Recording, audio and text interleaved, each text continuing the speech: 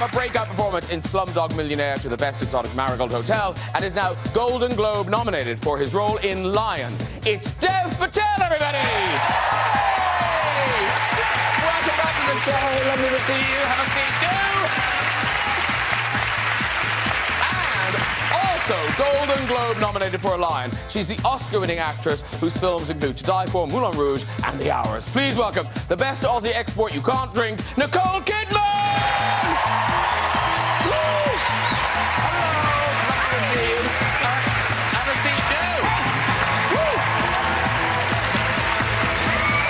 Oh, look at you all, shiny and shiny. But I've already mentioned the shoes, but those biker boots are fantastic. Check them out. Check them out, yeah. They don't go with this dress, but I love them so much that I'm wearing them anyway. No, you're making it work. It's all working. Do go with that dress? Kinda. Yeah. We all Do you want a pair. realise that your legs are like as you've got as much leg as I've got actual body? Let's actually stand up for a minute. Let's stand up. Look. Do it. Look.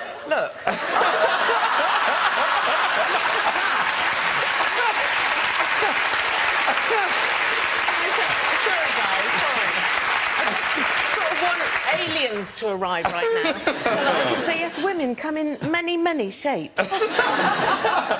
Now, it's welcome back to everyone apart from Felicity. First time for Felicity on the show. It is indeed. Hi, everyone. No, you made me panic then because you looked at me like I was lying and I was thinking, has she been on before? And I forgot. No, you haven't been here before. No, never before. It's my first time. Lovely. So you're not aware of the initiation ceremony? Where your head goes down a toilet. And you always follow it with buying jewellery for the elder female members. That's what we do, isn't it, on your show? Yeah, pretty sure that's right. Yeah. Okay. Yeah. Dev's gone all showbiz. You're in LA now. Yes. Yes, you are. Hardly showbiz, but yeah. No, it's beyond showbiz. It's meta showbiz. And but now, what, are you back here for Christmas though? I actually dragging the Patel family to my house in LA for the first time. Okay. So I'm bringing my dad and my mum and my sister and my best friend from India. So. It'd be nice. Yeah. Are you cooking? No. That idea is just funny. No. I might bring some Nando's from London. Do you know Nando's? Oh. No. Oh, okay. We'll talk about that later. Yeah, Dev's got the gold card.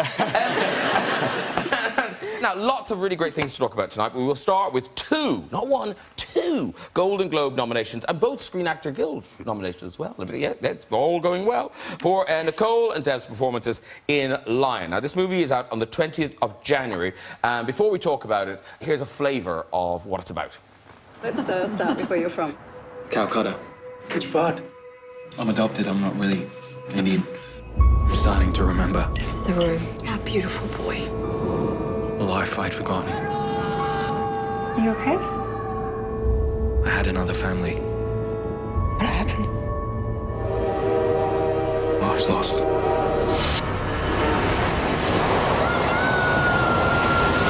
I have to find my way back home. How long were you on the train? A couple of days. Couple of days. It would take a lifetime to search all the stations in India. Do you have any idea what it's like? How every day my real brother screams my name. I always thought that I could keep this family together. What if you do find home and they're not even there? And you just keep searching? I don't have a choice.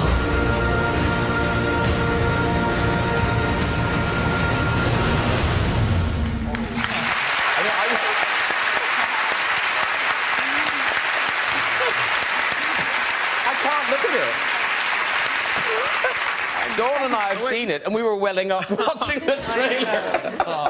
It is a beautiful, beautiful film. It really is. It's this extraordinary true story, and I wanted to, I mean, because it's about an Indian boy who gets adopted by an Australian family. In Australia, were you familiar with the story? Was it in the news? Was it a well-known story? It had been on 60 Minutes, but I wasn't familiar with it. And then I sort of researched it and was astounded that it was true. Because what actually happens in the film, you can't believe that it's true. Yeah. I played Dev's mum. And Dev, did you... Don't make it wrong, Dev.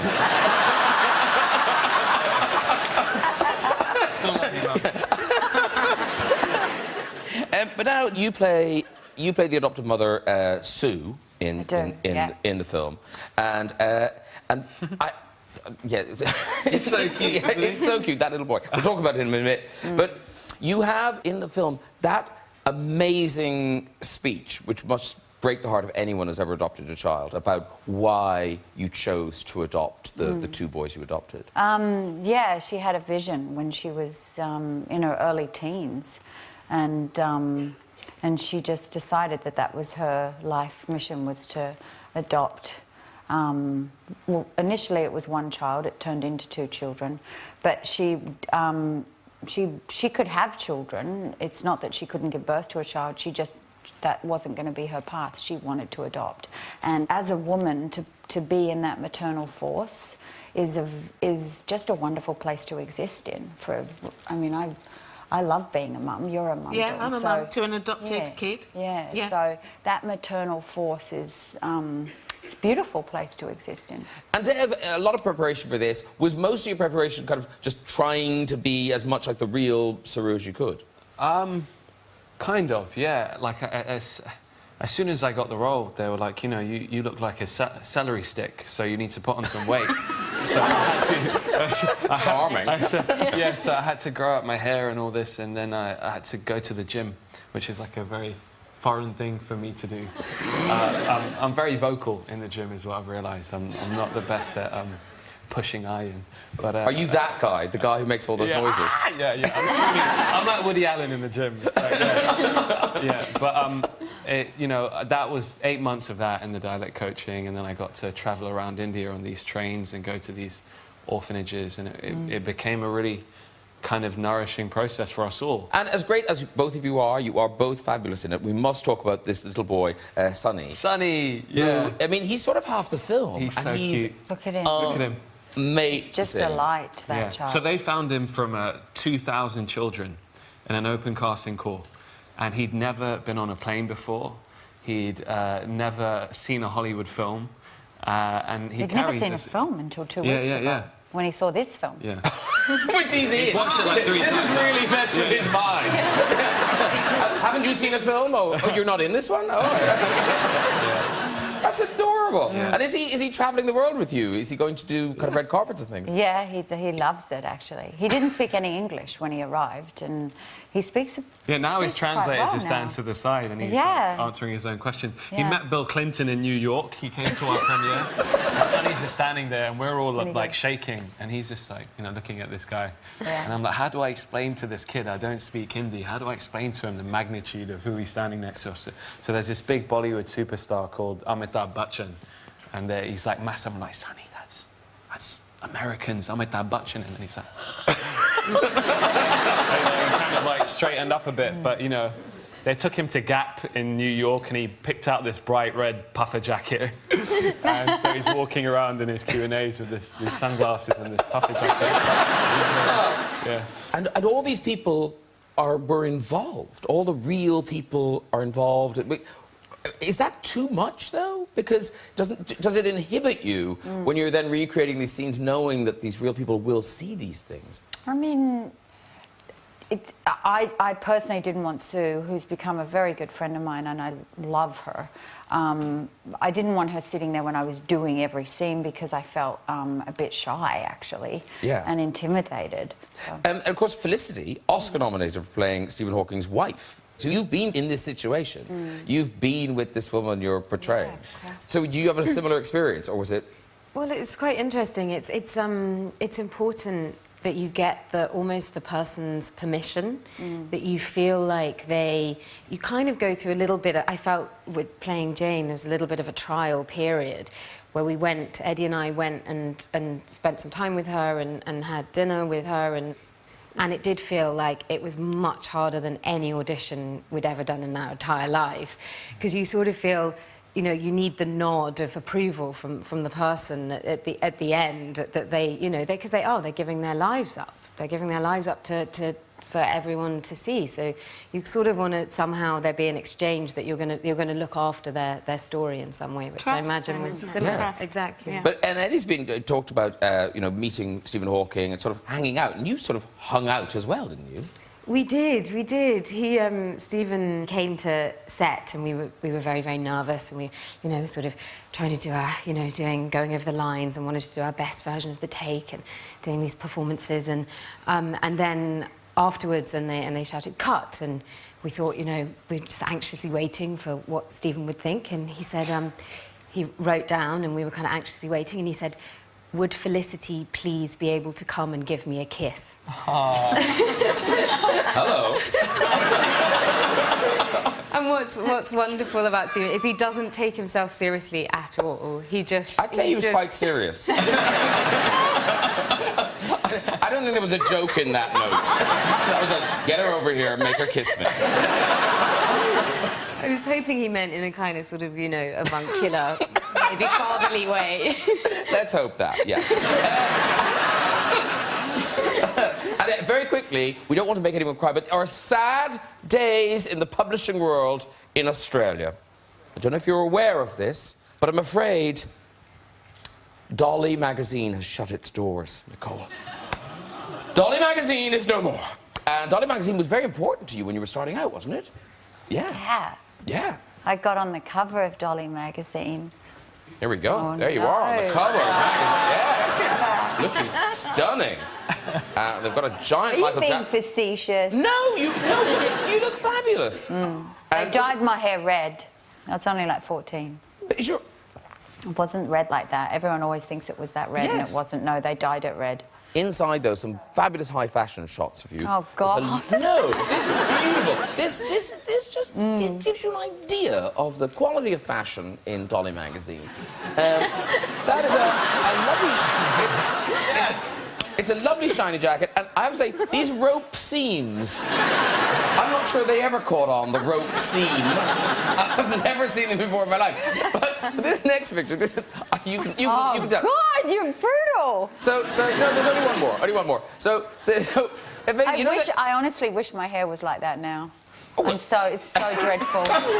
Because I have to say, anyone that has curly hair that's young, keep your curly hair, don't straighten it, because after a while, you don't get your curls back. Really? So, no, they kind of become just frizz mass. I mean, that is frizz mass, but I kind of like that. Yeah, it's gone. So I'm like an old woman now where I say, don't dye your hair and don't straighten your curls. I like that idea. You know, when photographers in movies, when they're doing, you know, fashion, and they're always like, oh, look sexy, or give me something, give me this, or, you know, try this. Yeah. Da, da, da. What had the photographer said before this picture? Why aren't you doing this to anybody else?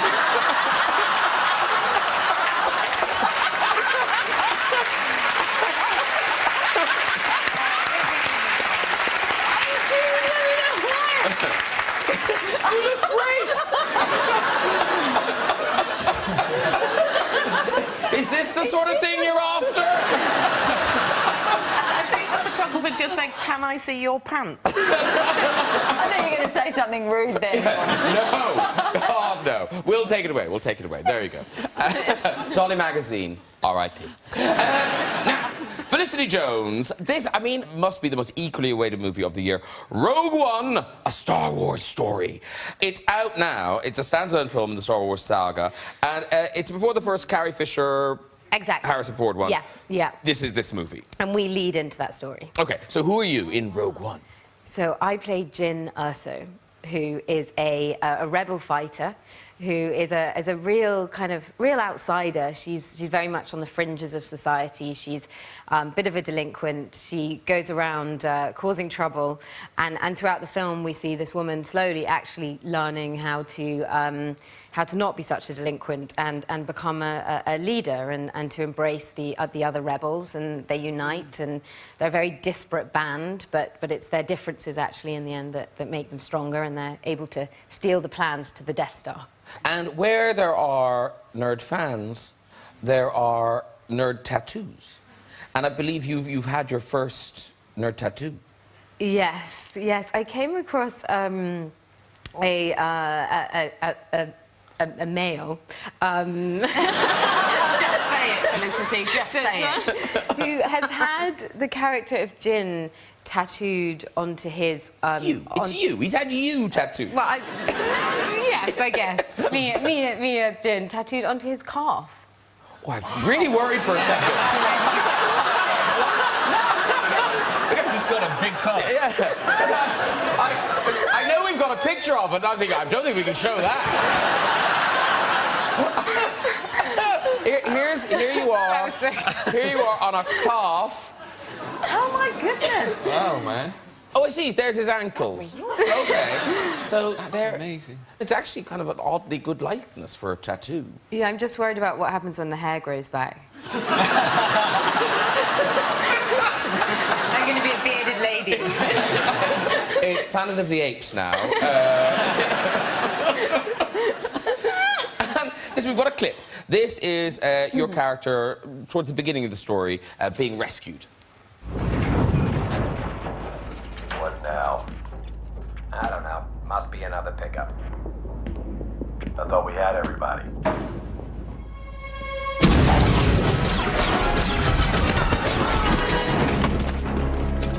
Up closer. Halleck!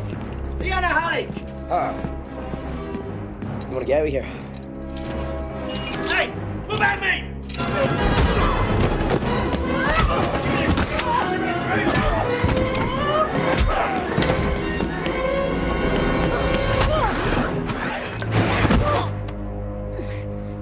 Congratulations. You are being rescued. Please do not resist. It's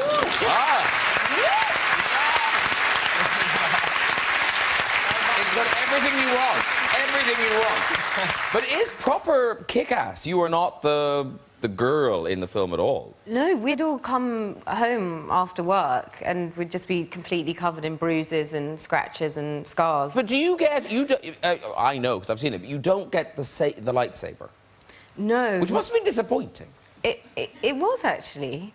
It was a bit, you know, at first I thought, you know, you're in Star Wars, you kind of expect to have a lightsaber. But no, she actually has a small stick that she fights with. It's more exciting than it sounds. Yeah, you need to rephrase that. Just like, that sounds really piss poor. Yeah, it's kind of like a baton, a sort of truncheon, and she has it on her belt, and she has a special move where she kind of unleashes it, and then she's able to just, you know, take down a few stormtroopers with it. But wow. It is just a stick. Are you like a lethal weapon in yourself, like walking down the street? Could you take people out? I mean, any moment. Any moment now and then. Has it made you feel different, knowing that you could just go... Yeah, I think it does. I think it does. You do martial arts? No, do you? Don't drag me into this. I'm surprised. You do, don't you? Come on. Man, are you going to put up a terrible picture? No. They showed me. Then I do. Then I know. I have to say, they showed me the terrible pictures. But we can't show that. Honestly, you thought that was bad. You should see his martial arts pictures. But now, what? What? No. What? Were you going to challenge him to a fight? I wasn't. I want Dev to do it back there. No, I don't. No. He does flips and everything. Do you do flips? Yeah. You've been very quiet about this. Unbelievable. You should see him. Come on, Dev.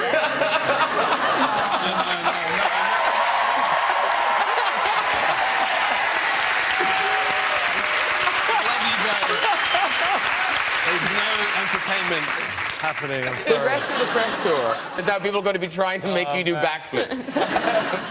So, you know, being in big movies is one thing, but being in something like this, where you've got to... Do you have to sign sorts of all legal things and secrecy and... Yeah, it is quite a burden for 2 years. There was definitely the whole cast. We all watched the film a couple of weeks ago, and it was finally sort of a feeling of collective relief that at some point we would be able to actually talk about it, rather than sort of your friends ask you about, you know, what's happening in the film, and you really want to tell them, but you have to really keep your mouth shut because you don't want to break all these non-disclosure agreements. And I always wonder, because people talk about this, what happens if you do? You are killed. By a small stick. Talking of Star Wars, Dawn and Jennifer, they strike again. I'm not sure. I am not sure if Lucasfilm... Did you have to get permission to do these? Don't know. I'm about to be killed. We've got a picture of Dawn. Are you Toby Jugs Kenobi?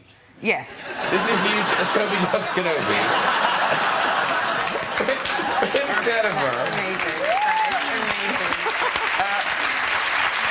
You also... I love this one. You did Princess Panty Padme? Yes, Panty Padme, that's right.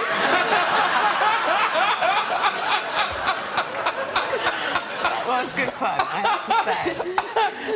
And you know, I had 3 handmaidens when I played Panty Padme, and that's the eldest handmaiden, and that is Jennifer's daughter, who is my goddaughter. That's Ella, who's got 3 children now, for heaven's sake. You're kidding. She's a little Ben there. Wow. Yeah. And perhaps our favourite, this is Dawn as Grandmaster Skoda. I got flippers. I just noticed them. Oh, that's funny. Awesome. Happy days. Now, for people who like Dawn French, treats.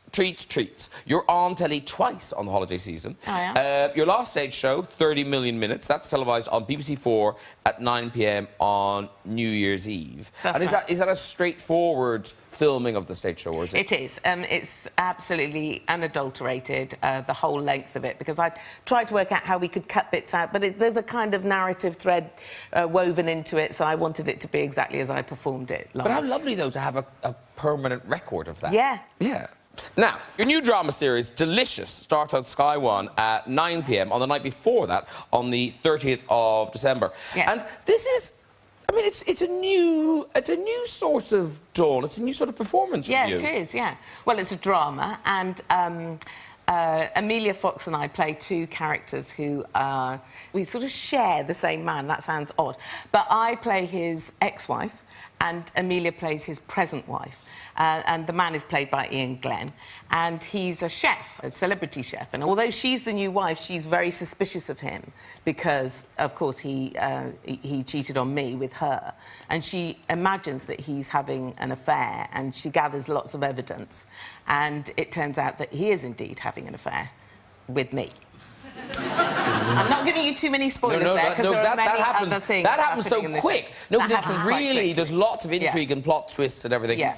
And it's really interesting to see you do things that we've seen you do before for laughs. Yes. But now, you know, because there's love-making. There is. But very sensual love-making. It is, yeah. That's weird, isn't it, when you do that on film? Well, you guys wouldn't know about that. I'm quite new to that. Did quite enjoy it, I have to say. It is Ian Glenn, for heaven's sakes. Yes. And you see a lot of Ian Glenn. You see a lot of him. You do get to see his bottom, which is very nice. I mean, female director, so I'm not the one that's showing much of the flesh. He is the one showing a lot of the flesh. And because the food is very important in this show, the food is at the centre of everything, and my character is a feeder, literally a feeder. She controls people with food, and she's very sensual around the food, and they've shared the food and their love of it for years. So the food is part of the lovemaking. Well, so, you know, I'm happy because obviously we'll do sex for food. We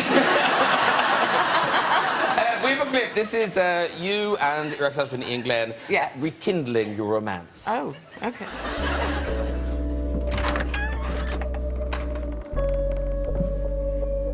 Leo. Hi. No thanks.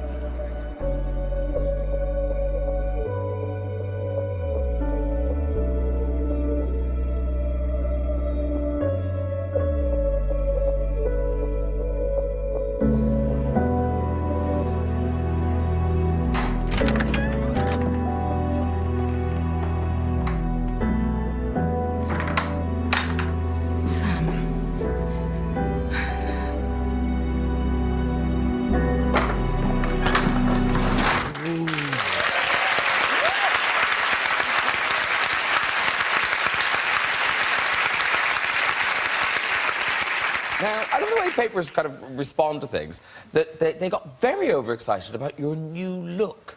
I know. What is is going on about that? Really, New the look. difference is a little bit of kink in the hair and no fringe. So, really, in order to get the papers excited about your new look, this is what you have to do. That.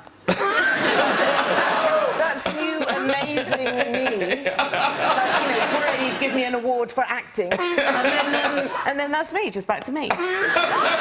She's a chameleon, ladies and gentlemen, a chameleon. Incredible. Right, let's meet our next guest. He's quite simply a chat show legend, and now he's written a book about one of his most famous guests, Muhammad Ali. Please welcome Sir Michael Parkinson, everybody.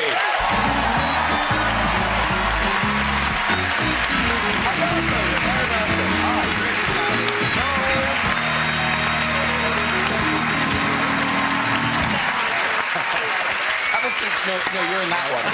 No, you're there. How quickly you forget. I had to wrestle him off my chair.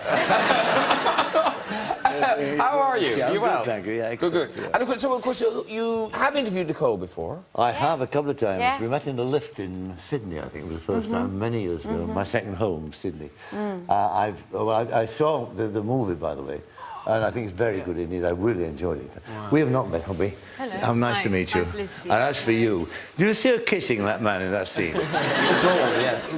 Guests used to refuse to come on my show, male guests, attractive ones, because she grabbed hold of them and kissed them. George Clooney was like this. I think you'll find, Michael, that George kissed me. Well, you were on top. Being willing. It was every... I didn't mind George Clooney, but Ken Dodd? No. Did you really kiss Ken Dodd? No, of course. Wasn't there a Tom Jones incident? There was. Do you remember Tom Jones? Yes, you were I on do. with Jennifer, and his agent came to us and said, on the threat of death, you must not throw knickers at him at all. I was in charge of not throwing knickers, and I made the mistake of telling you, and of course he was covered in large bloomers. We had about 12 pairs on when I just peeled them off and sprayed them. His manager was not pleased, I'll tell you. But you now bring us a really fascinating book. It's an insight into Muhammad Ali, a memoir. Yeah. And it's based on the 4 interviews you did with him, which I thought stretched over a longer period. But actually, it's 10 years, 71 to 81. That's right. Well, that was a time, of course, where he went from being a world contender to world champion to the misbegotten man that we saw at the very end of it, and showing the first signs of injury that basically killed him in the end. And when you first met him, he was already Muhammad Ali. He wasn't Cassius Clay. He'd been the world champion. He'd made his mark, that's right. So there must have been a big kind of build-up to that interview. Well, I mean, there was. I mean, in the sense that when he arrived in the studio, it was like watching a Martian arrive out of a spaceship. I'd never seen a human being who looked like him. I mean, he was absolutely beautiful. He really was. A glorious-looking man. And yet when he walked towards you, he didn't look that big. But then he sat down in the chair, and his backside was so big he couldn't get in the chair. So we had to find a chair at the BBC that was big enough for him. But he was so perfectly built that he didn't look large at all, you know. And the other thing was his hands. When he shook hands with me, his fingers were about that long. And they didn't belong to a man who was going to batter you to death, you know, in the ring. They belonged to a man who played violin or something like that. It was extraordinary. He really was an extraordinary-looking man. And then, of course, I mean, he was the barman Billy, wasn't he, of the game, of the fight game. I mean, he was an extraordinary publicist and funny and articulate and all those things. And I got him through the 4 sort of interviews I did with him, if you could call them interviews. I got him in all his various moods, from madness to joy to all those things as well. And then, sadly, the last interview I did in 81, as I said, it was like watching an iceberg melt, basically. No, it's very moving when you write about that in the book, because even at that point, the spark had gone. It had gone, yeah, totally. And you're aware of the fact, too, that the man who'd graced this sport, who'd actually reinvented this sport, who'd sold it like nobody else ever had, and boxed like nobody else ever had, that what had caused that condition was the game he graced and the game that he served so well. Strange. There's an interesting thing, because I think we all have a collective memory of the interviews you did. Yes. And you always remember him as being so funny and charming and playful. And yet that 3rd interview, which, you know, you read the transcript and you watch the clip, do you mind if we watch a little clip of that and then talk about it afterwards? Because just as an interviewer, I find it really fascinating. Watching you in this is really fascinating. You contradicting. No, I ain't misunderstanding nothing. No, I done read you, and I done came on you. You ain't used to no black man, and mainly no boxer having no sense. I'm not just a boxer. I'm taught by Elijah Muhammad. I'm educated. Even Oxford University, your biggest seat of learning, offered me a professorship in philosophy and poetry to come here to teach. I'm not just an ordinary fighter. I can talk all week on millions of subjects, and you do not have enough wisdom to corner me on television. You do not have enough. You are too small mentally to tackle me on nothing that I represent. I'm serious. You and this little TV show is nothing to Muhammad Ali. If you got some more questions, I ask them, and I bet you I'll eat you up right here on there. It ain't no way you can tackle me. Wow. I mean, I watch you and I'm in awe. Because you didn't lose your composure, you're sitting forward. I mean, I would have shat myself, I think. I confess, there's been a secret. No, I mean, I don't know what to do. I mean, I didn't know what to do. What do you do? I mean, you know, if he'd done that before to me, and he was kidding. But there he was, he'd lost it. His eyes were angry and burning, and he was leaning in towards me and being very, very aggressive. And I thought, you know, if it's a jockey that's doing that to you, kind of fellow, then you're okay. But 16.5 stone of heavyweight champion, I mean, you know, he might mean it.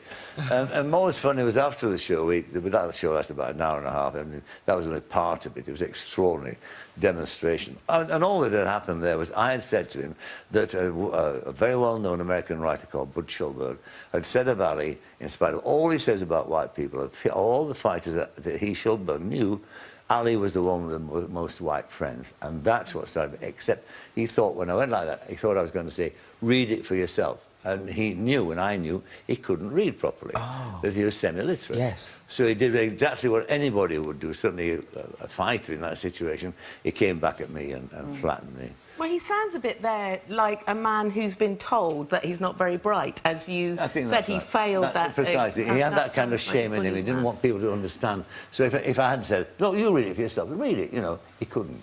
Yeah. And then we ended up, and because I sat there, I thought, it's been an absolute nightmare, this show. I don't want to tell you ever again, and all that. And I went up to my room, and I sat there thinking, you idiot, you could have been better than that. It's awful. And the knock on the door, and open the door, and there's my father, 5'7", of Sir Michael Parkinson, miner from Grimethorpe. And he said to me, now then. I said, now then. He said, can I ask you a question? I said, you can. He said, out there? I said, yes. What were wrong with thee? I said, how do you mean, what could I have done? He said, well, you thump him.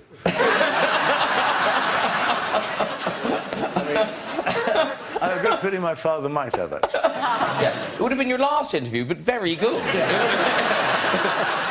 When you look, because you know, chosen kind of 4 of your really memorable interviews with somebody as extraordinary as Muhammad Ali. They were one of the best interviews. I mean, it was impossible to interview. It was just the most remarkable human being. We're lucky, aren't we? The wonderful company we have. And you could call them up. People say, oh, I wish I could meet Dawn. But we have that ability to get who we want sitting next to us. So very privileged. But now and again there comes a person, and I don't know if it's happened to you yet, but it did with Ali, with me, who is so different. He transcends normal fame. There's something else about them. They're so iconic that they're irreplaceable, and there's only 1 or 2 of them you will ever meet if you're that lucky. And that's where I found myself in that situation. What's more, I mean, I did like him as well. I grew to like him an awful lot. And I thought when he died, I thought, well, you know, this is a chance to actually pay tribute to a remarkable man who didn't play a significant part in my career, but who I enjoyed more than most people talking to and being with and thinking how lucky I was that I was able to do that.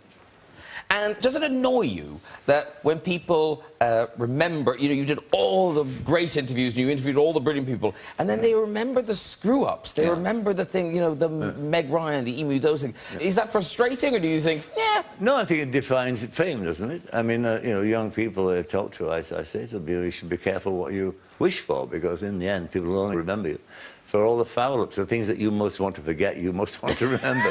It's a purest definition of the joys of fame. There aren't that many, really. But no, I mean, it's the price of the job that you're paying. I loved every minute of it. I've been a very, very lucky man indeed. And I had the best of it, in a sense, because I had all these lovely old stars who I adored when I was a kid. You know, came that generation of Cagney and all those people, Astaire and all those people. And then this new lot that came through. This rabble. Well, this rabble. The dregs. Look what I'm coping with. I had to leave. I get it. Listen, Muhammad Ali, a memoir, is out in shops now. It's been a real pleasure to have you on the show. Thank you so much. Sir Michael Parkinson.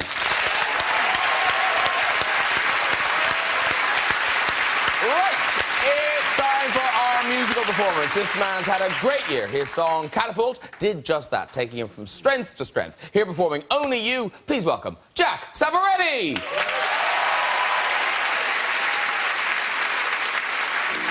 Traveled far to get ourselves here, left our indifference behind. But with your courage, I escaped my fears, and you learned to say what's on your mind.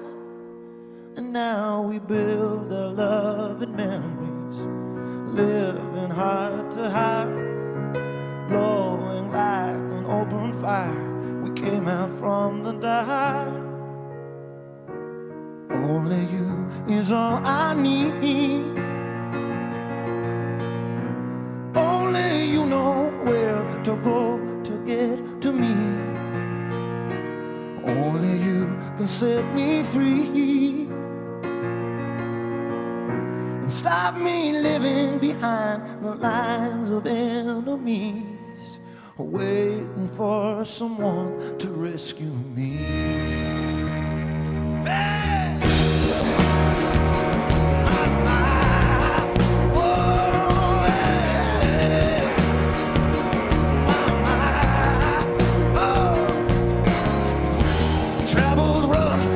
Ourselves here. Now laughter dries the tears we cry, and through the good times and the bad, my dear, we suffered for each other's crimes. Yes, so I'll take the love you give me closer to my heart. If you take the songs I sing for you alone in the dark, yeah, only you is all I need. Oh, yes. Only you know where to go to get to me. Only you can set me free. Yeah. Stop me living. Stop me living behind the line of enemies. Oh, when I'm with you, baby, it's a beautiful life. Hey, together this world feels like home. Walk beside me now until the end of time. Without you, I feel so alone. Yeah, only you is all I need. Yeah. Only you know where to go to get to me. Yeah. Only you can set me free. Stop me living. Stop me living. Stop me living behind the line of enemies. Oh.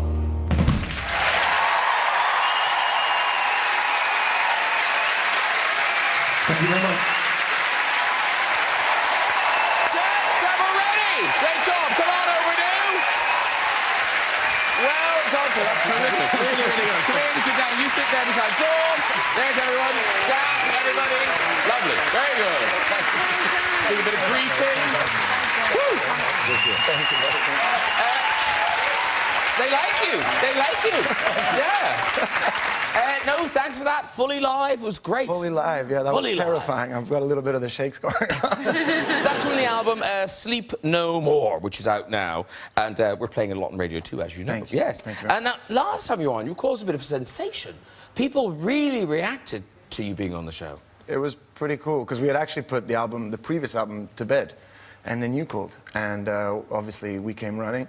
And a week later, for the first time, we got a top 10 record thanks to you. So thank you very much, Mr. Greg. Congratulations. Very good.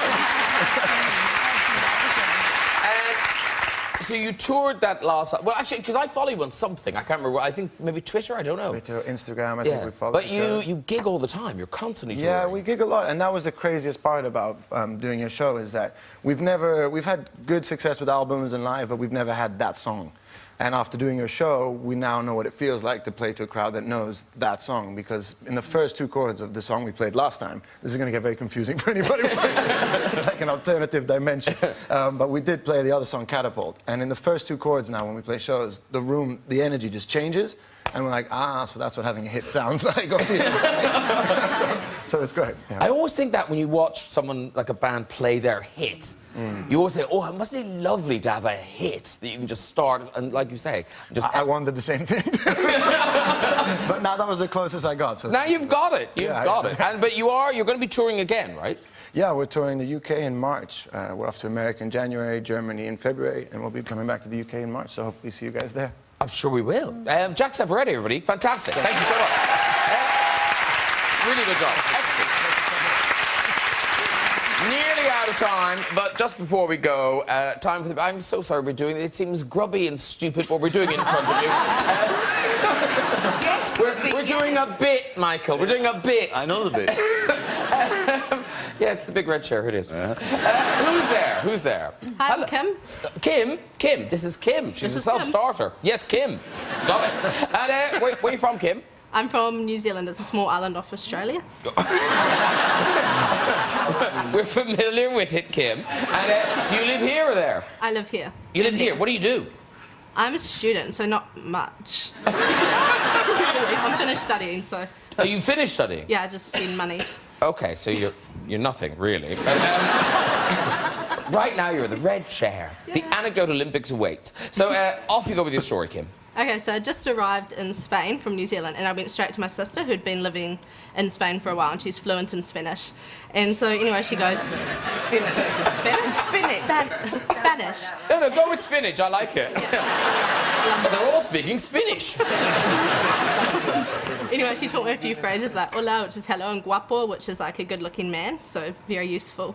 We went to a bar on like the 3rd night, and I just got there, there was loads of guapos, and I was like, yes, like, perfect. One of them was the bartender, and so she goes, perfect opportunity to practice your Spanish skills. So she taught me how to say, I want 3 beers. Like the drink. And anyway, I went up to the hot guy and I was like, hola, quiero 3 pollas, por favor. He started laughing, my sister was laughing even harder, and then he goes, sorry, I've only got 1 of those to offer, in English. And I was like, very confused until I find out that my sister taught me how to say, I want 3 penises, please, instead of I want 3 beers. So. That wasn't. Even Michael said, no. It was not Chacho worthy. No. I did like that she was ordering bears and speaking spinach. Okay, is there somebody else? Hello. Hello. Hi, what's your name? It's Kirsty. Kirsty. Are you from New Zealand as well? No, I'm from Basingstoke. Oh.